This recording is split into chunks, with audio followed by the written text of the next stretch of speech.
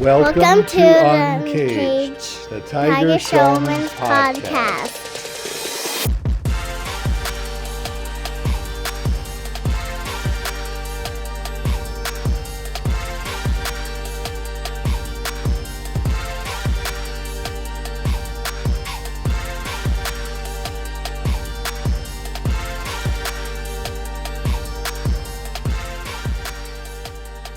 Welcome to Uncaged, the Tiger Schulmann's podcast. I am Rick, owner of Tiger Fight Gear. With me, as always, is the lovely and talented Danielle. Today, we are joined by a comedian, actor, writer, director, also a Tiger Schulmann's black belt, Seaton Smith. What's up, Seaton? How you doing? Thank you for the applause. Thank you. Yeah, man, thanks for letting me be here, man. This is so cool. Oh, it's a pleasure to have you. Yeah, it's an honor to be here, man. Being around fighters, tough people, is fun. I've been wondering this whole time, where did the name Seaton come from? Oh, yeah, man. All right, so I was born Elijah Michael Critchlow because my mom really liked Cher. And so she she named her kid like Elijah Michael, so she went with it. My dad was out of town when I was born. He came back 2 weeks later. He was like, "The hell is this?" And so he renamed me after my uncle, my great uncle, Uncle Seaton, who never had kids. And my dad had a plan because Uncle Seaton had a bunch of land. He was like, "I'm gonna name you after him. You'll get the land after he dies." Lickety split. And that's why I got called Seaton. So yeah, wow. Seaton, town by the sea. So your name is Elijah. My original name was Elijah Michael. Wow. And then it was That's changed. Cool. Yeah, for 2 weeks. I got a birth certificate that says it and all that. You know, we say comedian, and like when I was younger, like Andrew Dice Clay, Sam Kinison were comedians. Then all of a sudden, everyone started calling them comics. To me, comic is like what you read in the newspaper, like comic strip. Comic strip. Yeah. What do you? Oh God, I mean it's kind of a snobby thing where like I make films or I make movies. I make flicks. It's that kind of shit. It's kind of that kind of thing where like I'm a comedian versus I'm a comic. I just throw some jokes out. It's that kind of energy. Like I'm a comedian because I'm an artist. That's kind of generally how we kind of differentiated it. I mean, and then you don't want to be pretentious. You're like, I'm just funny. You're trying to let it all go. But literally, every comic who's good, literally, if you push them hard enough, they have that pride for, I'm a comedian. They have it there. Were you a funny kid? Were you a class clown? Not really. Yes and no, because I moved every 2 years growing up. So like, kept having like 5 or 6 different places I was living in. So every time I have to just be likable in order to make friends. And so that was kind of a natural habit of survival too, because I didn't know how to fight again late in life. So when you keep going to different schools, you have to figure out how to be funny or get beat up. And so I learned how to survive. So you got into comedy later on. Yes, and well, later on for me, meaning I didn't want to do it since I was 10.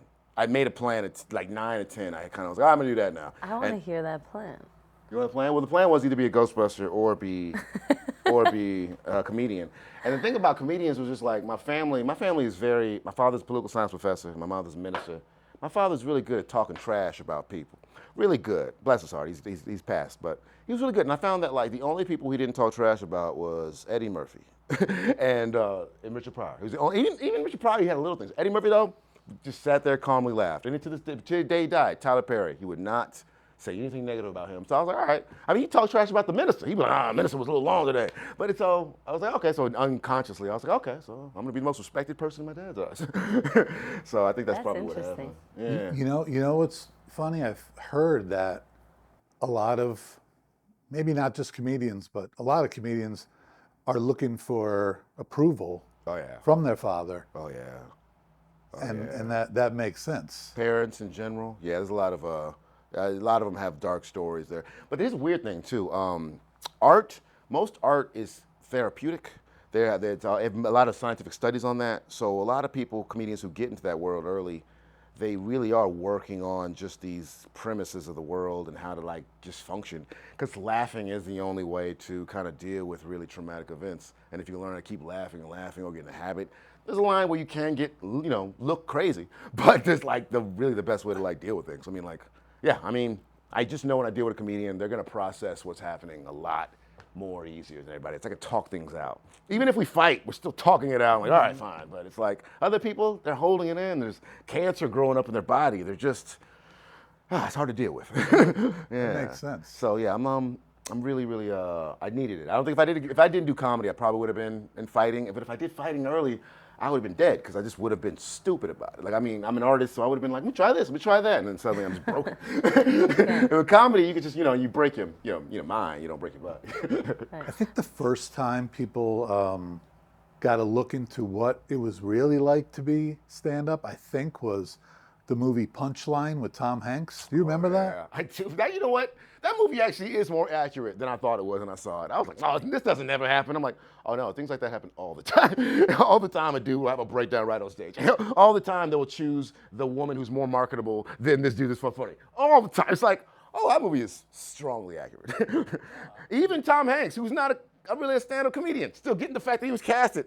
Both of the stars of those movies weren't comedians. That's even more Hollywood than anything else. And he was such an angry guy. Yeah. In real life, and then I heard that a lot of comedy comes from pain. Yeah. Comedy is pain. It's a transmutation from pain to comedy. And his angriness was like, I ain't gonna lie, a lot of his anger, especially being a comedian, I'm like, oh, I see where he's coming from. It's so weird. Like when I was a guy, I was like, oh, he's being an asshole. But like, yeah, there's a couple movies where like I'll see a comedian where like, well, you just going through this emotional plane where, how about this? If my whole job is to entertain people constantly, and I'm constantly know how you emotionally feel at all times, you drive yourself crazy just knowing how people feel constantly. Especially for me, like being from traumatic households, you kind of grow up knowing, okay, if emotions change, I'm gonna be in trouble. I'm gonna be scared, so I have to make sure. Oh, y'all feeling different? Let me so I don't get hurt. It's that kind of thing. So I've taken a lot of things just now, but yeah, there's a lot of crazy things happening in comedians' lives. But when I talk to fighters, it's like the same jazz, except they're trying to turn everything off. Like, let me not think, so I can just go there and fight. Or use anger. And it's like, it's fun to see both sides of the same coin. I think probably with a lot of, the best times that I've ever played soccer was when I was angry, or like I went through a breakup, or I had something like that, and then it's like you put everything and all of your focus in when. So I think anger is actually a good emotion to get places. I agree. There's sometimes again, I got to curse. There's anger creates a not give a fuck kind of attitude. Yes. And so when you're fighting and you just sometimes at a moment go, I don't care if you even hurt me right now, I'm getting you. That kind of energy is like a wonderful thing in life where I'm like, I'm going to keep going. And it's just, it was kind of fun to feel that physically, because mentally I had it, but I didn't understand it. Then once Tiger Schulmann just made me go like, oh, this is what this is. This is not just a comedian thing. This is an artist, human being, drive thing. Was there any one thing that got you into martial arts? Because you got into it later in life. Absolutely. A lot of times it's a parent drags their kid there. How did you get into it? My father didn't want me to fight. He specifically got out of his way to not let me. He wouldn't let me box. He wouldn't let me. The only thing he let me do once was Aikido once for a summer. It was the most safest thing. In retrospect, I think he just didn't want me to like stand up to him. But like it was that kind of energy. I don't think he wanted me to. So I was like, all right, well. So and then when I got my 20s, I was just doing comedy. I didn't have enough money to do it, so I had to so literally at 33 was literally the earliest I could actually get to it in my life where I could afford it and have the time to do it. But I loved it my entire life. I read comic books. I always kind of loved heroes. I think I loved Batman's story where he was like, Batman was kind of like a Bruce Lee mentality where he actually went around trying to find different styles to blend in. You're like, oh, hey. So it's, I don't know. I really enjoyed the idea of being a superhero at some point. And then once you start doing MMA, you really are like, really 2 degrees away from superhero in real life, where you're like, I can do a lot of things that other people can't do. Like I remember I went on a vacation with my ex. Her mom had an island in Maine, and we were there, and we had a bunch of dogs and stuff. But my ex had a really big pit bull, and so it was a rescue, so attack smaller dogs. But she would be one of those people oblivious. Oh, she's fine. She was one of those people. Like, okay. So we went on the island. Dog immediately attacked somebody, but I saw it happening. I was like, why is that dog walking there? Oh, shit. And I'm just suddenly I'm already running. I'm tackling the dog, keeping the dog. I'm top mounting the dog, trying to get the leash on it. I'm just trying. Can we calm down? Everybody's like, Jesus, what was that scene? Like they're just contemplating the situation which just happened, and I'm already trying to clean it up. I'm like, oh yeah, You're putting the dog in a rear naked choke. Hey, chill out. Yeah, and the dog's like, okay, I'm tap. But it's like interesting, like, oh, I'm a superhero compared to people right now. That's interesting. We're marketing the wrong way. We got to market to protect dogs, to protect people, everything. To fight against animals. Honestly, I couldn't believe it. I honestly think I've not had to use fighting to fight a man. But I've had to intimidate people. I've had to ask a woman I'm dating to calm down. You know what I mean? Like, here's the thing I want to say. Because Jonathan Majors, so some people actually get in trouble for actually, like, you know, he called the police because his woman was hitting on him. And he thought that was the safest thing. But the problem is the news, all they heard was domestic dispute and your name. So you actually made things much worse for yourself. Yeah. But like, you know what I'm saying? Like, but knowing how to be strong enough to be like, I know you want to get physical with me, but that's not going to happen. Like, that is an important skill right now in this life right now. Yes. It's the most important skill to be like, yo, a fight's not going to happen, guys. Stop it. And that's like, I don't know, the biggest superpower I've gotten from Tiger Schulmann. I walk the world going. That's so cool. Like, you always wanted to do it. Your father didn't let you do it, and then you finally said, "I'm doing it." Yeah, no, absolutely, I had to. And then even when I started doing it, he didn't even fight. He was like, he just acted all, oh, I guess that's nice. I was like, how you gonna spend 20 years telling me not to do it? But but it was like all the things I wanted to learn in life. I was like, oh, there's a strength, there's a focus, there's a discipline, there's a way to deal with people. Like, I never had that before. I was always unconsciously trying to deal with dudes, unconsciously trying to deal with aggression. And I didn't know I was dealing with it. I thought I was just like, I thought I was just nervous. I was like, oh no, I think he's gonna hit me in the face. But he doesn't think that, but for some reason deep down I think that. And once I got rid of that thought, I was like, oh, I don't know. Then my interactions got better with people. Because you don't have to worry about it anymore. Some people think I'm That's cocky cool. now, which is a weird thing. You know, but it's like, No, you're just confident. You're not just cocky. like, just talk. So it really did what it advertises. It gave you security. It gave you confidence. Did it help you in your career? Do you think it translated to? Yes, I would say yes. It helped me just because I'm talking to fighters and stuff. I mean, I'm on Jimmy Norton. I don't know if you know Jimmy Norton and Matt Serra have a show together. So I've known Jimmy since 2007 when I won a contest with Opie and Anthony comedy. They had I guess some people don't know, Opie and Anthony radio shows, like the Joe Rogan of the 2000s, and they had a traveling virus comedy tour, so we would just do arenas around the country. And so one day I got on the show, they had a thing called Car Crash Comedy, which is a contest where comedians would tell jokes, and if a joke bombed, they would play a sound of a car crash. So it was so I was the only one that won that day, and so I got to win. I got to do a show for 3 years in the comedy. I got to do a show for like 10,000 people. It was crazy because cool. I remember Patrice O'Neal, Louis C.K., I was there. Carlos Mencia, who was like, I guess not that famous by then, but it was a lot of my heroes were there, and it was cool to be around greats. And now, 15 years later, I'm around Jimmy now, but like in a different place, because he knew me when I was a kid, just begging for shit. But like since then, I learned MMA, did movies, done films, done shows, traveled the world, great comedian. So now it's like, oh, you're a real man. And like, you know what I'm saying? Like before I was a kid, and now I'm a man. And even now, Jimmy now, because for years I've been telling him, hey, you should start training. And now he's finally training with Henzo Gracie. So it's like, I don't know. We have like a real deep connection, a for real 15-year deep connection now. Wow. Because fighting really, really helped that. And so yeah, long story short, yeah. That's awesome. Last small thing, I did not know how many comics were like mean to me because I couldn't fight. You know what I mean? That's it. Like there were some comics who were just rude to me lightly, and I didn't even notice it. And then once I started fighting, they got really nice, and I was like, wait, were you being rude to me because you thought you could beat me? Like just that kind of thing. Like, oh no, and then things like that happen, which is hilarious. Well, now they respect you. No, it's just a very like, oh, I didn't mean to say that, sir. I'm like, why are you being different? Oh, you were being insulting on purpose before. I didn't even think about it. Oh, That's so cool. I was a huge Opie and Anthony fan, by the way, for years. Yeah, long time.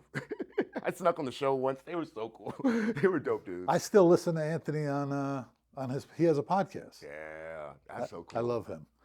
I remember Opie had the most beautiful woman ever. I wonder if she's still around. Like, you ever seen like a woman so beautiful, or I gotta say this because it was years ago, where like, we see a beautiful woman down the street, you get closer to her, you start to see the flaws. This woman had no flaws. I remember getting like right here, like, where is the flaw? It was I still think about her. He married her. He married her? Of Yeah. course, there was nothing better. He really topped out. There was nothing better than that woman. I hope There was okay. nowhere else for him to go but that. Literally there's nowhere else for him to go. It was, anyways, I'm just being randomly. That's okay. Do you remember the first time you got on stage? Yes, I was 10 years old at a talent show audition in 5th grade in California, Riverside, California. I actually did funny. I just riffed. And then it got horrible after that because I didn't know you were supposed to write jokes. So I just would just make up new jokes every rehearsal. We had 5 rehearsals. I was just bombing progressively. And then even one time, my parents tried to get involved and actually try to rewrite my act for me. And that was even worse. It was just horrific. They just would get involved and they would just be almost trying to make it unfunny on purpose just to prove a point. I'm like, what's the point being proven right now? And so They wanted you to bomb so you can go get a real job. Right, absolutely. And then I remember I hosted because I was just my ego went so down. I started hosting that show, and then I remember my dad pulled me in between shows, like, stop telling jokes, just bring the people on. It was they were very, my dad was very that way. He was, even when I got on the TV show, I was on the show Mulaney and Fox. In between takes, he would just kind of be like, "Did they tell you to bug your eyes out like that? I don't know." Why, Dad? So support. You opened for John at the Garden. Yeah. How was that? Heavenly. I liked the Garden. Garden is an interesting place because Garden is a lot more. It's the most New York place I've ever been in the sense of. Like how New York is very nice, but then behind it is grimy. And that's what Madison Square Garden is. Madison Square Garden holds 13,000 people. Tell me why they have one employee elevator. That's crazy. You know what I'm saying? Like, gives you an idea of the culture. One employee elevator? It's just crazy to me. Of y'all don't want to put no money in them? God. It was really, though, magical. Because even all the wait staff, though, that's wait staff. The staff at Madison Square Garden were very familiar. That makes sense too. We're just sitting there, we're working, we're rehearsing. Just the janitor's like, "Hey man, this should be a round stage. What y'all got the proscenium for? You got Kevin Hart had round. Get your shit together." I was like, "Whoa." Damn, New York. But it was other than that, it was heavenly. Bringing friends backstage. This is cool too, because I know where I'm at fame-wise. I'm I do some cool things, but it's always a surprise. And so I call my friends up, "Hey man, I got a show. Madison Square Garden, come out." But me even saying that sentence is a shock. So "Oh, you got a show? Where is it at?" I said, "Madison Square Garden." "Great, man, just send me the details." "It's at Madison Square Garden." "Yeah, but where near?" "Nigga, it's at the look. Wait, you perform at Madison Square Garden?" It's one of those, I had to do that conversation 7 times. People were like, "Where am I supposed to go?" So, but once they got there, they were like, "Whoa." And it's yeah. And then the most weirdest, Lin-Manuel is there, you're "Oh, wow, I can't believe I have these random famous people just there." So, are you friends? Are you friendly with any comedians that we know? No, I mean, comedy's dope where it's a small ass world where you kind of get to know everybody real quick if you're funny. So Bill Burr was one people helped me out a lot in the beginning. I really love that dude. He was an Opie and Anthony guy back in the day too. Exactly. I actually missed his year. He had that big. I don't know if anybody wants to Google the big Bill Burr Philly rant where the crowd was he was bombing, crowd was booing him, and then he just went on a 13-minute rant of just roasting Philly. One of the greatest clips you'll ever see ever. That was actually the clip that made him a headline. I'm gonna watch that. I never saw it. It was Opie I Anthony tour first year, and it was just they just started. It's one of the greatest clips ever. It's I love him. So I guess who's the most famous person? I mean, comedians who have helped me out. Let's see, I've already mentioned Jimmy, I've already mentioned Patrice. Hannibal Buress helped me out a lot. Michael Che helped me out a lot.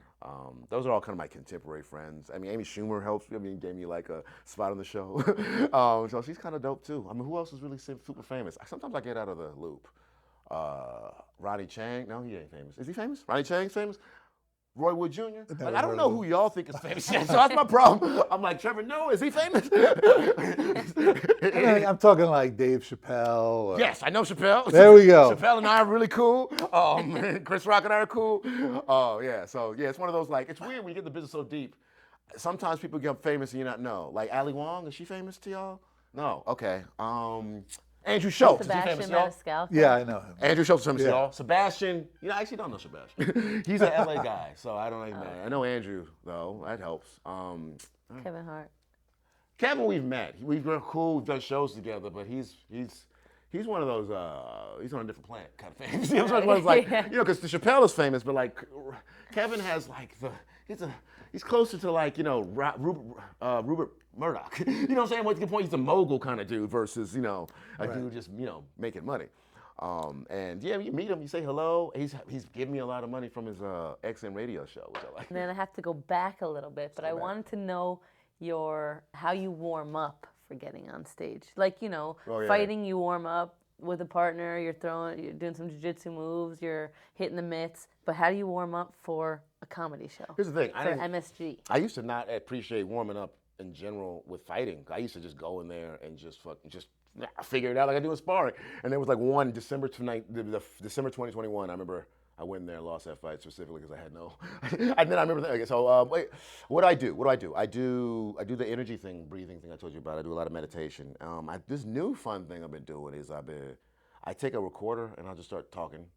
Because that's the problem. Like a lot of times we'll talk and we'll edit ourselves by ourselves, and we'll just, so then by the time we get on stage, there's no flow.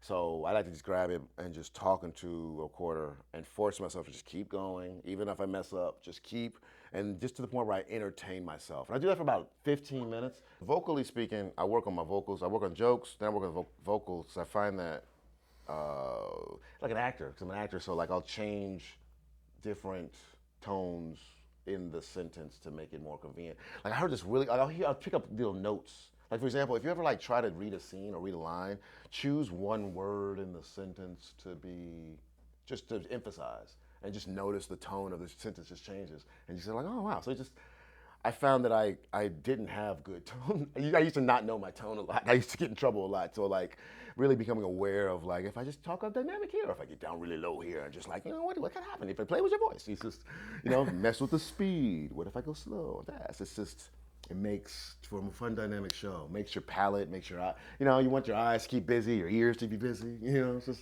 fun. That's so much to go into it. Yeah. One of the funniest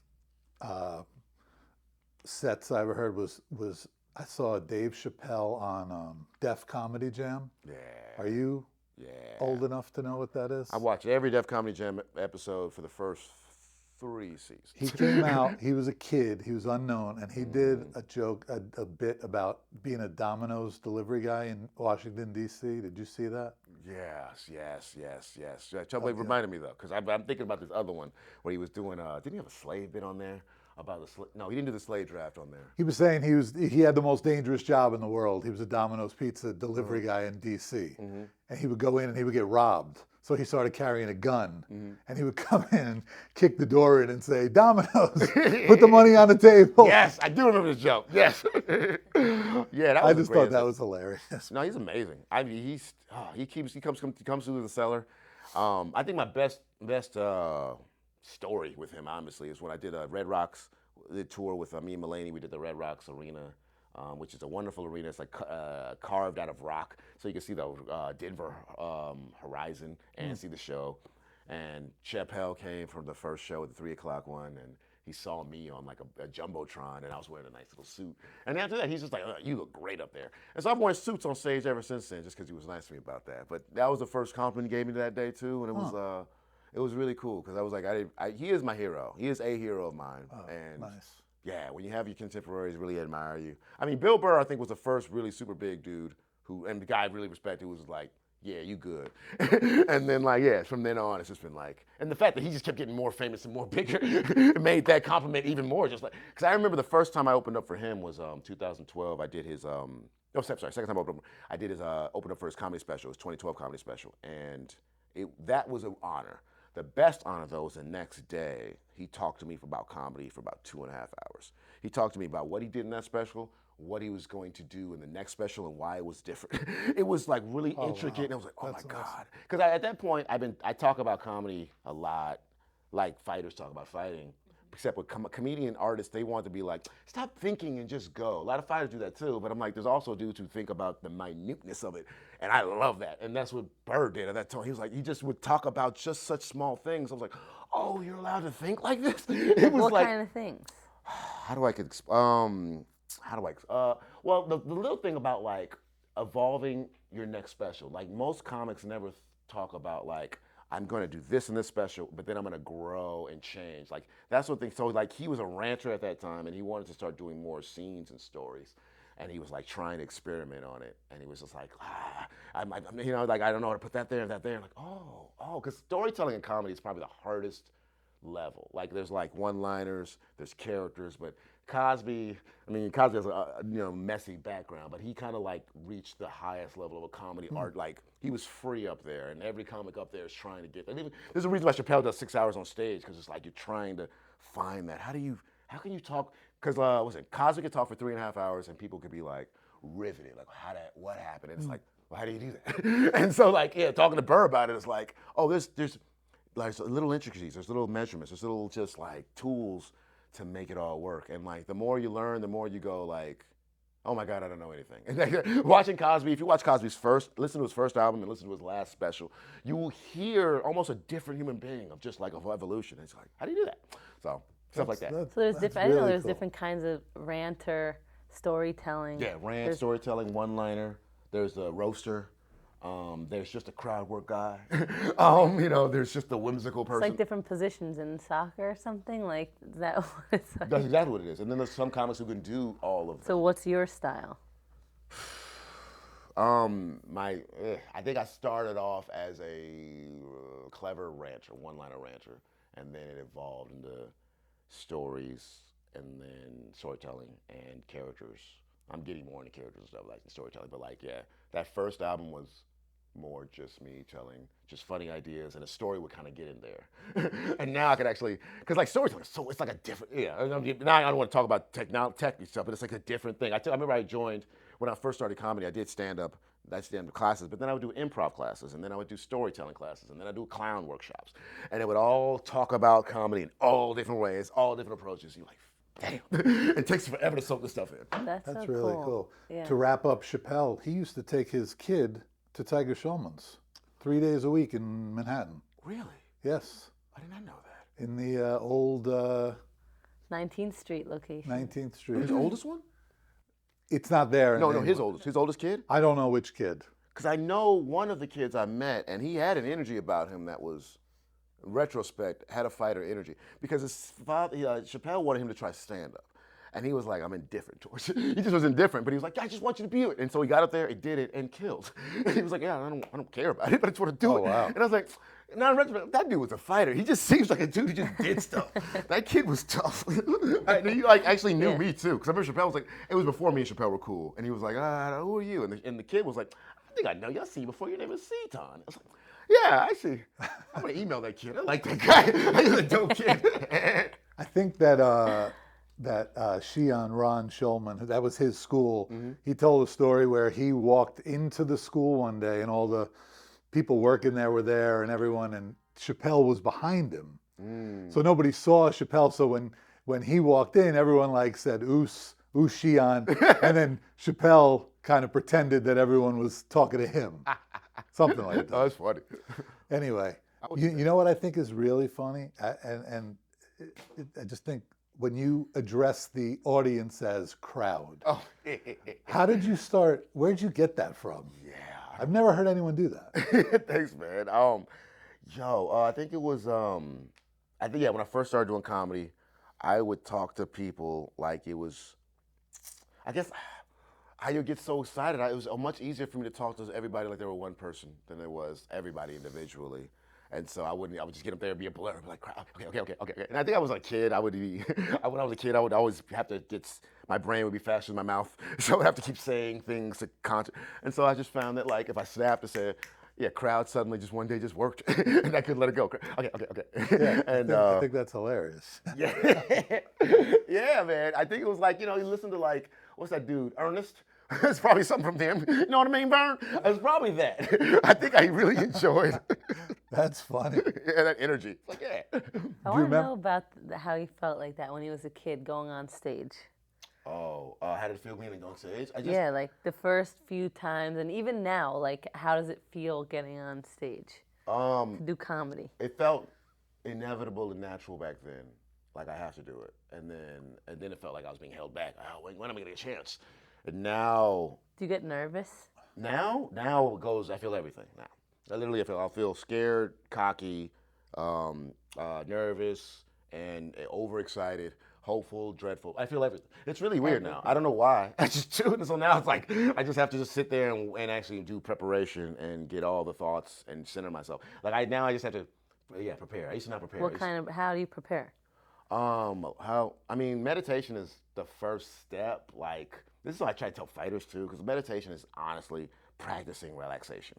If you're stressed out in fights, that means you got to learn how to relax. It's actually a practice. And then after that, I got into hypnotherapy because definitely a lot of people. I think Shane did some, and then I actually have to be completely honest. Like, I started liking law of attraction, and then law of attraction I found out was like a form of hypnotherapy. And once I started learning that, I found out about this thing called color breathing technique, which is also used a lot in yoga, where you can ask your subconscious, how do you want to feel? Like, what color would make me happy right now? And be like, and then your first thought, yellow. And then you would imagine just the yellow just filling up a room, and then you just breathe it in, and you find yourself just more settled. And the reason that works scientifically is when we were kids, our brains, we didn't know what things were. So we would associate emotions with colors. And then, I see that, so be happy. So it's like we're going back to our base emotional like tools to really control things. And so when you're learning as an adult, I realize when we look at things we don't like, we tend to feel bad. And so it's like learning how to look away and look at the things and look at progression. And that kind of helped me with fighting and stand up in life. It's like, okay. So is that the same as like what you would have to do because you did COCs, right? Mm-hmm. Yeah. Competed in. I learned it from COCs actually, because there was the third COC or fourth one, there was one panic attack I had where I was like, oh my God. It was silly. It was a silly early jiu-jitsu match. We were just starting in guard, and I was like, I'm fine. Then suddenly I was like, oh. And I don't know, maybe I felt his energy, because this is another scientific thing where our hearts have a radius, 8-foot radius, where we could put our emotions are shot out. So if you ever think about mob mentality, that's a little thing, because now it's just a bunch of people feeling each other's emotions, and it just kind of it rapidly multiplies and people go crazy. Same thing when you're in love with somebody, you feel that emotion. So if you're feeling fear in the middle of a fight, sometimes it's yours, sometimes it's that person's, and it's more or less modulating it. At that point, I didn't know how to, so I just sat there and just started panicking, and so I thought to myself, I learned in hypnosis that if you break everything into 5 to 7 parts, you will calm down and get into a trance. That's why most phone numbers are only 5 to 7 numbers. So I know most jiu-jitsu moves are usually broken down to 3 to 5, 7 moves. So I was at his guard. I was like, oh my God, I'm scared. If I put my knee into his butt, everything will be okay. All right. If I get my hands on his arms, everything will be okay. If I'm able to posture up, everything will be okay. If I'm able to just put my elbows on his knees, and then I forgot the fight, and the fight was over, and I was put my hand up. It was just like one of those, it's just like you just get into the minutia, and then just keep moving forward, putting one foot in front of the other. Same thing like I did a marathon 2018. It's the same thing. So all you do is put your foot in front of the other, just keep going. You get into a trance. It's kind of dope. And then so you think about your knee height. You think about your rotation of your arms, think about how much you're breathing, you think about where you're in front, and then try to find something around you as a measurement. Race is over. You're already on. 5 hours has gone by. So you're a spiritual guy. Yeah, my mother's a minister, and I think when I was 7, I fell out of this tree balcony. Fell 2 stories, cracked my skull, woke up at 7. I think I was like screaming, oh, God, don't let me die. And ever since then, I think we had a good connection. That's why you have a tree there. Yeah, that's the first scene in The Alchemist. The Alchemist play, there's like a tree growing out of a church. That's a book, no? It's a book, yeah, by Paulo Coelho, where he kind of he goes on a journey to find his treasure in life. And spoiler alert, he finds out it's actually where he started off in the church. It's a great book. You read it anyway. It's a great journey. You ever have someone heckle you to the point where you remember it and it bothered you? Yes, everything, yes. I've been attacked. I've been charged 4 times. What the heck can you do to be attacked? Well, there was a time before I fought, I talked a lot of shit. I'll admit that. Because of a state of mind, I would get on stage where I would just be like, I'm the funniest thing ever. If you talking, you're fucking crazy. Shut the fuck up. I would get that level uncalled for. And because I couldn't fight, I obviously didn't know how to shut up. And so there was, a couple times a couple dudes would charge me, and other friends would just step in and stop them. And it was weird. At that time, I didn't even think it was crazy. I was like, well, things happen. I was just like, it's weird. When I get on stage, I was willing to die. If that makes sense. It's just because you have to be willing to die in general. It's a mental thing. But then, and really, I was putting so much into it that I was like, if you're gonna kill me, you'll kill me. But I'm going to get up here and be funny. And then all that bravery would go away when I got off stage. It was just like I'm being nice, but it was just something happened up there. There's another time I was in Woodbridge, Virginia, and there's this diplomat who apparently had a gun, and this bounty hunter had to save me. And then Yeah, of course, there's always Baltimore. Having a bounty hunter save you, it's always fun. Yeah. You think you would have handled it differently if you weren't into MMA? Handle it different. Like if I back then, yes. Because here's the thing. Now nobody bothers me. There's an energy that you put off that just people go, oh, I don't want to charge him. That'd be a problem. It's just like I didn't have that energy back then. So like yes, it would have been completely different. I would have been dead or famous if I had. Because I mean, you still got to go to some crazy places to do stand-up when you're going up. It was like there's one place in Baltimore. Sorry, two places in Baltimore that shows were canceled because dead bodies would show up in front. What? Had nothing to do with the comedy show, but they were just dead bodies. It was Baltimore, so people get shot, and the dead bodies happen to just be falling in front of the comedy show, and so now we got to cancel the show because we got a dead body. Oh that happened multiple times, multiple locations, and you go, one of them was a city council member. You're like, damn, that place is crazy. Did you talk about Francis Ngannou lately? Absolutely talk about Francis. I'm doing these new video series, and one of the things is about me talking about Francis. I found that Francis needed to fight. So I pitched out. I threw out to Francis, like, Francis, why don't we fight? Why don't we do this? I want to fight, you want to fight? We'll just do a simple catch weight, all right? I'm 170, you do 270. You just come down to 175, and then we got ourselves a deal. And I had some Saudis lined up, and then suddenly he turns his back on me, starting fighting fury. Betrayal is nothing in this game. This fight game is nothing but betrayals, and I'm learning that now, obviously. Maybe if you go to 180. I was thinking he just should have, if he opened up the dialogue, we could have done something. I could have come up. But, you know, he had to be greedy to get his money. It's all right, Francis. We'll get him the chance. So when do we get to see you on stage? Do you have anything coming up? I'll be at the Comedy Cellar September 11th. Going to be doing an hour there. I'm going. Working. Yeah, hour long September 11th. You're going to be doing some great shows. I love the Comedy Cellar. Yeah. I need to go. Going to be working September on it. 11th. Yeah, man. It's going to be new stuff, new thoughts, new things, new ideas. Going to have some friends come out too. Please come out, hang out, have fun. I'll be there. Next time. This was so cool, Seaton. It was awesome meeting you. Honor. Thank you You're a very funny guy. Man, I appreciate it. And we appreciate it. Oh, man, it's cool. Thanks for tuning in, everybody. We'll see you on the next episode of Uncaged. And remember to go support Seaton September 11th at the Comedy Cellar in Manhattan.